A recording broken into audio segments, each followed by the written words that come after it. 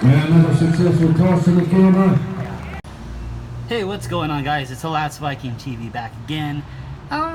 Just one of my random things I'm doing today. Changing the oil on a 2018 Toyota Corolla. Now, this can be done with any type of Corolla. If you are looking for how-to videos, this video, doing this right here is actually very simple, very easy to do, and can save you quite a bit of money. So today I'm doing a full synthetic oil change with some premium type of oil. And so what I got here is I have my 2.5 ton capacity jack. Make sure it's very, I use, Walmart jack, but this type of jack here, this is a heavy duty one. I think it was about 85 bucks or 90 bucks. You don't want one of those cheap $20 ones because you can get injured. Next is make sure that you have a 2-ton jack stand, and that it actually works. So what you want to do is you want to jack this one up as high as it'll go, crank this one up to where it has significant height, and then you want to pull this up all the way. Make sure this is locked. Do not dislock that. If that dislocks, it's just relying on this. So I have 2 jacks here. Wheels are about 5 inches off the ground, and yeah, so going to do an oil change. So this is for the VVTi, dual VVTi oil change. The oil filter is not on the top, it is actually in the bottom. So here's my oil pan catcher. As you can see, there is the oil filter, and right next to it, let me point to it. This one right here, this is the oil bolt. So you want to make sure that if it's hot, which it is, you want to use PVC coated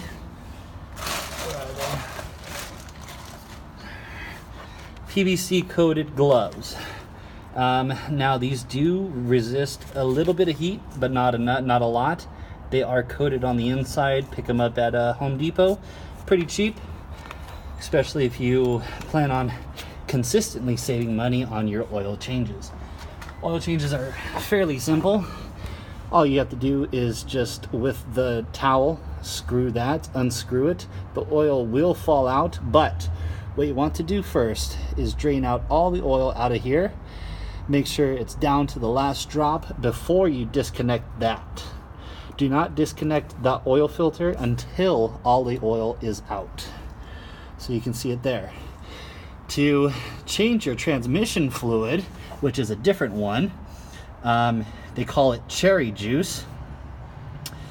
It's going to be as simple as using this right here. You can see it's an Allen wrench style, or an octagon wrench, and it's going to be, you can get one with multiple keys on it, but you're going to want to unloosen that, and that's how you would change your oil out of there. You can get it all the way down to about 1/4 of an inch off the bottom, which is significant enough to properly change your oil. Most cars, they don't typically need filters, not unless you, if you're frequently changing it and you're doing this right here and you're changing the oil, typically it's not going to be an issue. Those filters, they can last quite a long time. You can do 2 or 3 transmission changes, flushes, just with this process here, and after about 2 or 3, you're probably already at about 175 to 200,000 miles on your vehicle. Especially Toyotas, they can make it that far without having a problem. So with that being said, now we're going to go back over here to the oil, which is our main process today. So unscrewing that and unscrewing that, draining it out, and moving on. One that fits for the socket is going to be a 9/16 Okay, I'm using a chrome vanadium, and going to attach it to a longer one and putting it on there just like that, and applying it to that bolt there. Yeah, so this is the reason why I use these PVC coated gloves, because what I want to do is I'm going to drop it right here into this. You want to make sure you have a catcher, catches the bolt, so you can quickly spin this out of the way, and it will jump. There we go, right into it.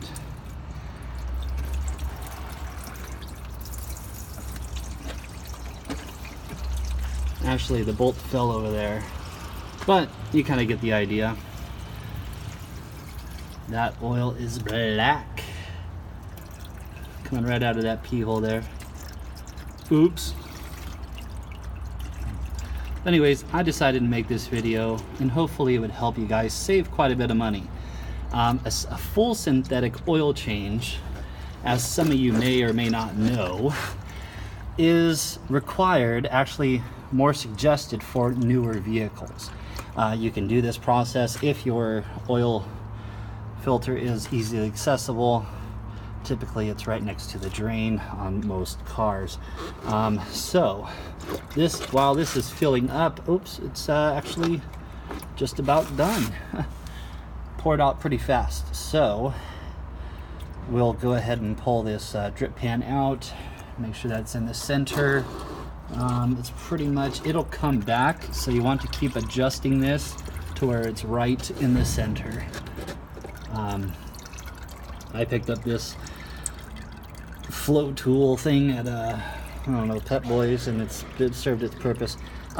So if you're wondering where you can drop this excess oil off at, you can drop it off at any Pet Boys, and they'll dump it out for free. They don't ever charge me really for it, but do not ever dump this oil into the bushes or into a dumpster, or just put it into a bag and think you can get rid of it. You are really causing the environment and animals and water and everything that we drink and eat pollution. So make sure you dispose of this oil properly, and it does not cost you anything. So make sure that you do that properly. Next, once this is done dripping all the way and it's stopped its little trickle here, then we can go ahead and remove that filter. The way I'm going to remove the filter is I'm going to go ahead and I'm going to put, where'd it go? That bolt over there back inside, so I don't get any more dripping, because can't have, this is not my ground, this is not my floor, so I can't really get too much mess on it. So I'm gonna put the screw back in, then I'm gonna unscrew that filter, and then apply my new K&N filter. All right, don't want to forget is a oil filter wrench. And the reason why you don't want to forget an oil filter wrench is because you can't get this damn thing off without it.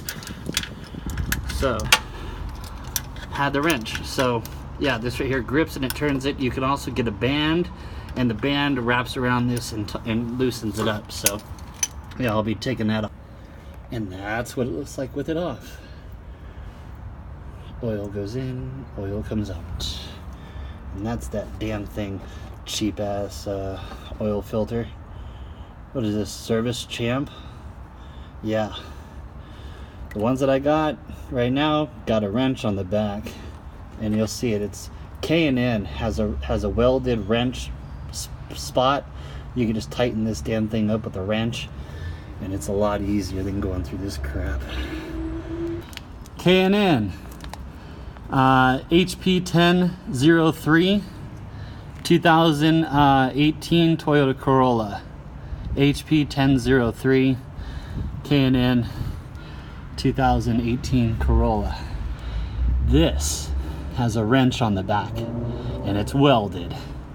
So you ain't got to worry about that crap on that wrench thing. So now that it's all said and done, we can go ahead and pour the oil on. Actually pour the oil in.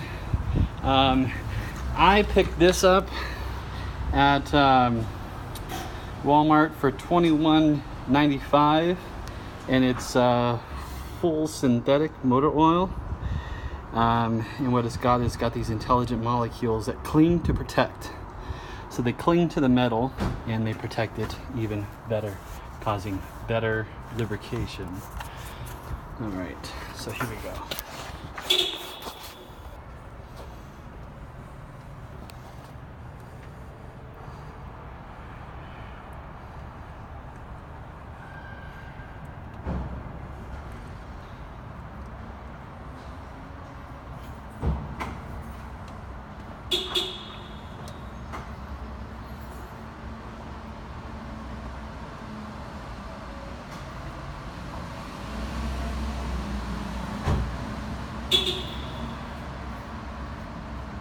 You want to leave just a little bit behind because sometimes it doesn't take everything. So I'll leave like maybe about that much left. You can see the line there. 1 quart left, and it's a 5 quart something. So I'm going to remove this because I got a little bit of splash on it that I got to clean up, as you can see there. So I want to make sure I clean up this splash that I got here because I do not want this smoking at all. So there we go. A little bit of a runoff there, right up behind the electric here, underneath. And don't be afraid to, get dirty. Have fun with it. It's your car. Nobody else's car. It's yours.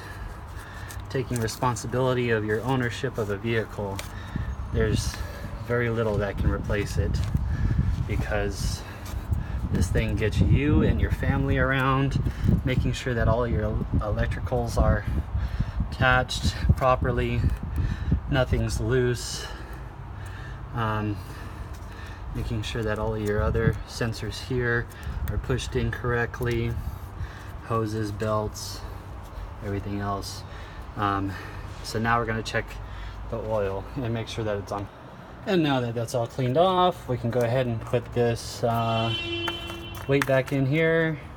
Now it does say SAE 020, but I went ahead and I used a little bit more thicker of an oil, 530. Really not, and it's full synthetic, really not that big of a difference. Just means that it's just going to be a little bit more thicker of a lubricant, which is, not necessarily a bad thing, especially the way I drive. I like to go a little faster. But anyway, so that's how you do that. And then you can just easily place this cover back on. Make sure that the VVTi is looking right at you and that you have it right over that hole. And you should be able to easily just push it back down over these little rubber caps. And that should be it. You can even clean it off if you want a little bit, I guess. So yeah, that's how you do an oil change on a Toyota Corolla. The only complication I had today was because I did not have the oil filter wrench, and I had to go and borrow it from a very friendly neighbor. So luckily for me, that neighbor had it. So that's how you do an oil change. If you found that this video was informative for you, please make sure you hit that subscription button down below. I do a lot of random stuff. This is one of them. I also do a lot of competition stuff, flip trees, throw weights, Highland games, Anyways, please make sure you hit that subscription button down below. Thanks for watching, guys. Give a thumbs up, comment down below, let me know if this video was very helpful for you or not. Thanks for watching.